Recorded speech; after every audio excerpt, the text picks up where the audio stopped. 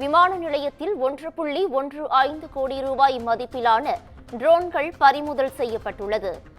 இதுகுறித்தான கூடுதல் விவரங்களை வழங்குவதற்காக எமது செய்தியாளர் ஞானசேகரன் இணைப்பில் இணைகிறார்.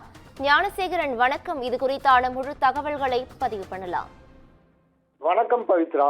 சிங்கப்பூர் மற்றும் துபாய்களிலிருந்து கோவைக்கு வந்த விமானங்களில் கடத்தி வரப்பட்ட ரூபாய் 1.15 கோடி மதிப்பிலான உயர் ரக ட்ரோன்கள் சுங்கவரித்துறை அதிகாரிகள் பறிமுதல் செய்து இருவரிடம் விசாரணை நடத்தி வருகின்றனர். கோவை சர்வதேச விமான நிலையத்திற்கு சிங்கப்பூர், துபாய், ஜார்ஜா, இலங்கை உள்ளிட்ட பல்வேறு நாடுகளிலிருந்து தினசரி விமானம் இயக்கப்பட்டு வருகிறது. தொழில் நகரமான கோவைக்கு பணி நிமித்தம் காரணமாக பல்வேறு நாடுகளிலிருந்து நாள்தோறும் ஆயிரக்கணக்கான பயணிகள் வந்து செல்கின்றனர். இதில் அண்டை மாநிலமான கேரளா மாநிலத்திற்கு ஒரு சில இடங்களிலிருந்து நேரடியாக விமான சேவை இல்லாததால் கேரளாவைச் சேர்ந்த பயணிகளும் கோவை விமான நிலையம் வந்து செல்வது வழக்கம். அதேபோல் இந்தியாவிற்குள் சுற்றுலா வரும் வெளிநாட்டு பயணிகள் கோவை வழியாக மீண்டும் நாடு திரும்புவது வழக்கம்.